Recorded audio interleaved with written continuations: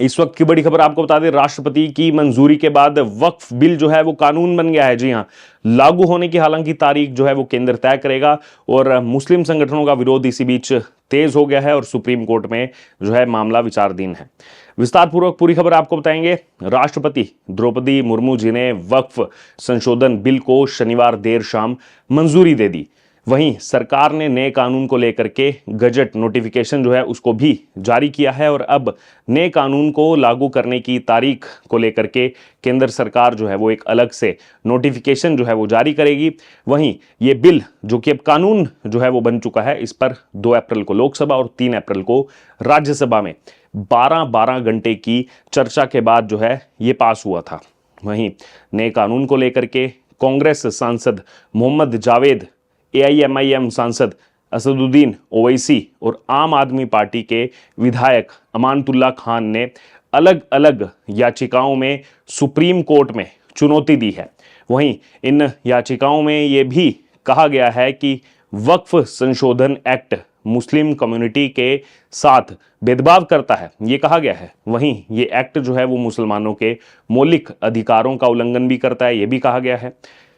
बहरहाल, दरअसल अगर बात की जाए इस पर केंद्रीय मंत्री किरण रिजिजू, जो कि अल्पसंख्यक मामलों के मंत्री भी हैं, उन्होंने कहा कि इस कानून का उद्देश्य वक्फ संपत्तियों में हो रहे पक्षपात, दुरुपयोग और साथ ही साथ अतिक्रमण को रोकना है। वहीं अब जो ये बिल जो कि अब कानून बन गया है, इसको राज्यसभा में 128 सदस्यों ने समर्थन दिया था, जबकि 95 ने इसका विरोध किया था। वहीं लोकसभा में देर रात 2 अप्रैल को पारित हुआ था, जिस दौरान लोकसभा में 288 सांसदों ने इसमें जो है समर्थन में वोट दिया था और 232 ने विरोध में वोट डाला था। इसी बीच All India Muslim personal law board AIMPLB ने शनिवार शाम को वक्फ बिल के विरोध में 2 पेज का एक लेटर भी जारी किया है। जी हां, all India Muslim personal law board ने यह कहा कि हम सभी धार्मिक, समुदाय आधारित और सामाजिक संगठनों के साथ मिलकर राष्ट्रव्यापी आंदोलन करेंगे। तो राष्ट्रव्यापी आंदोलन करने की बात उन्होंने कह दी और कहा है कि यह अभियान तब तक जारी रहेगा जब तक कि संशोधन पूरी तरह से निरस्त नहीं हो जाते। तो ये कहा गया है उनकी तरफ से, देखना होगा आगे सरकार क्या कहती है। वहीं all India Muslim personal law board ने जो लेटर लिखा उसमें तमाम चीज़ें कही हैं, ये आंदोलन की बात तो कही ही है। बहरहाल, वक्फ संशोधन बिल इस्लामी मूल्यों, धर्म और शरीयत, धार्मिक और सांस्कृतिक स्वतंत्रता, सांप्रदायिक सद्भाव और भारतीय संविधान के आधारभूत ढांचे पर, जो उन्होंने कहा अपने लेटर में, उन्होंने कहा कि ये इस ढांचे पर गंभीर हमला है।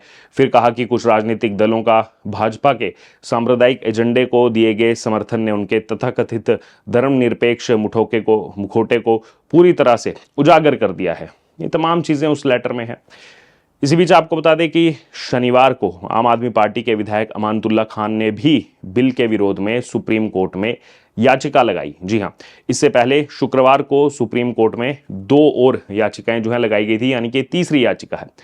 वहीं बिहार के किशनगंज से कांग्रेस सांसद मोहम्मद जावेद और ऑल इंडिया मजलिस इत्तेहादुल मुस्लिमीन के सांसद असदुद्दीन ओवैसी ने ये पहली 2 याचिकाएं लगाई थी। वहीं राज्यसभा से गुरुवार को जब बिल पास हुआ, बिल पास होने के बाद कांग्रेस सांसद जयराम रमेश की तरफ से प्रतिक्रिया आई थी और जयराम रमेश ने कहा था कि हम जो है सुप्रीम कोर्ट जाएंगे, और तमिलनाडु की DMK ने भी याचिका लगाने की बात जो है वो कही थी। वक्फ बिल पर विपक्ष के कुछ नेताओं की, बड़े नेताओं की आपको टिप्पणी भी बता दूं। राहुल गांधी की सबसे पहले बात करना चाहूँगा। राहुल गांधी की तरफ से क्या स्टेटमेंट है? उन्होंने कहा है कि वक्फ बिल मुसलमानों पर हमला करता है और भविष्य में अन्य समुदायों को निशाना बनाने की मिसाल कायम करता है। अब राहुल गांधी ये तमाम चीज़ें कह रहे हैं, लेकिन वो भूल गए हैं कि ये जो उनका सेकुलरिज्म है, क्या ये वन साइडेड सेकुलरिज्म है राहुल गांधी का? जो इतनी अनगिनत, अनकंट्रोल्ड यहाँ पर पावर्स दी गई थी, उनका क्या? वक्फ बोर्ड को जो इतनी अनकंट्रोल्ड पावर ये इसी कांग्रेस के समय में दी गई थी, तब किस पर हमला था वो इनको नजर नहीं आता। कर्नाटक में इनकी कांग्रेस की सरकार 4% रिजर्वेशन दे देता है मुसलमानों को, तो तब क्या, जब 4% रिजर्वेशन मुसलमानों को इसमें दिया जाता है कर्नाटक में कांग्रेस सरकार की तरफ से, क्या वो हिंदुओं पर हमला नहीं होता? फिर एकदम सेलेक्टेड ये इतनी सी चीज उठा करके राहुल गांधी ले आते हैं और समझते हैं कि मैं जो बोलूंगा लोग सच मान लेंगे, लेकिन ऐसा नहीं है। करनी और कथनी में अंतर वो साफ तौर पर नजर आता है। और कांग्रेस पार्टी जो पोलराइजेशन की राजनीति करती है, वो भी कहीं ना कहीं साफ तौर पर नजर आती है। ये वन साइडेड जो इनका सेलेक्टिव पॉलिटिक्स है कांग्रेस पार्टी की, उससे देश जो है वो बलिबांती, देश उस चीज़ को जानता है, उस चीज़ को समझता है, उस चीज़ को देखता है। बहरहाल राहुल गांधी तो ये चीज़ कहेंगे ही, हालांकि खुद कितने सीरियस थे इस बिल को लेकर के वो सबको दिखा जब वो पहुंचे लोकसभा में वोट डालने के लिए देर रात को। पूरे टाइम तो नहीं थे वहाँ पर, उसके बाद जब पहुंचे, किन कपड़ों में आए, क्या तमाम चीज़ें थी, उस पर भी लगातार सोशल मीडिया पर तमाम चीज़ें चल रही हैं। अब ये वक्फ संशोधन बिल आखिरकार क्या है, इसके बारे में आपको पहले भी बताया था, फिर से एक बार याद दिला दूं। 1950 के दशक में वक्फ संपत्तियों की देखरेख के लिए कानूनी तौर पर एक संस्था बनाने की ज़रूरत महसूस हुई। किसकी सरकार थी? कांग्रेस। इसके लिए 1954 में वक्फ एक्ट के नाम से कानून बनाकर सेंट्रल वक्फ काउंसिल का प्रावधान किया गया। किसकी सरकार? कांग्रेस। एक साल बाद यानी 1955 में इस कानून में बदलाव करके हर राज्य में वक्फ बोर्ड बनाए जाने की शुरुआत हुई।